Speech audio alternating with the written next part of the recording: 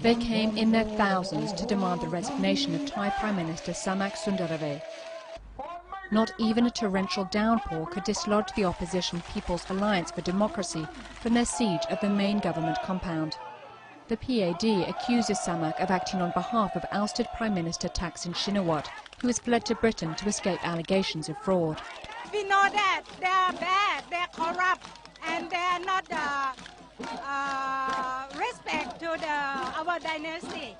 We love the king and the queen, and they try to ruin the dynasty.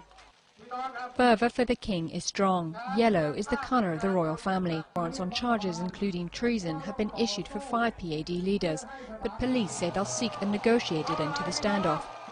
The opposition, though, is in no mood to talk. I hope to show the government and the world that this is an absolute classic case of civil disobedience. Okay, because we're not happy with the way that the government is running, full of corruption, interfering with all kinds of justice organizations. Okay, and then using the state media to attack people who disagree with them. And to make their point, PAD supporters overran the state-run NBT television station on Tuesday, occupying the building for most of the day. They finally withdrew, but it's a different matter at the government compound. Barricades are up, and the protesters are prepared for a long wait. The anti-government People's Alliance for Democracy told its members to leave the government house and join compatriots at the 2 airports, which they seized last week. The number of protesters at the airports has swelled to about 6,000. Protest leaders say they are moving out because grenade attacks are making it unsafe to stay in the government house. We had been attacked so many times. We are leaving for our own safety. Even the PAD leader cannot look after everyone. I have to leave for my own safety.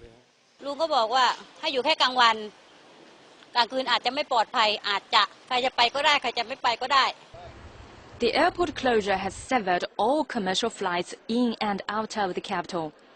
Tourism officials say over 300,000 travelers are stranded in Thailand. The number is increasing every day. The crisis is draining millions of dollars from the country's economy, and the protesters have vowed to stay until Prime Minister Somchai Wongsuwa steps down.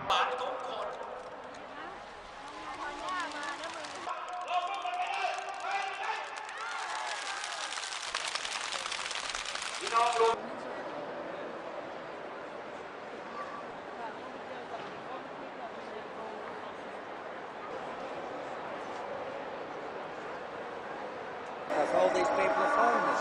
It's nothing to do with us, so it's awful. We have now been told that the flight is cancelled. Nobody whatsoever from Emirates has been here. Nobody knew what was happening. Nobody could tell us what was happening. And I think everybody has been very angry about it. You know, we all came to Thailand because we all love Thailand, but this has left a very bad feeling. You will help me. I can't go by bus, I can't go by train. How do I get there? Some of them are now flocking to military airports in the country as they try to get out. Well, today we think we have a flight. It said it's confirmed. I've been in Bangkok. I was on the virtually on the aircraft, ready to go home on Tuesday night when Thai authorities stopped us going on board the plane. I feel sorry for them, for this inconvenience. We feel sorry. Thai people feel sorry. Okay?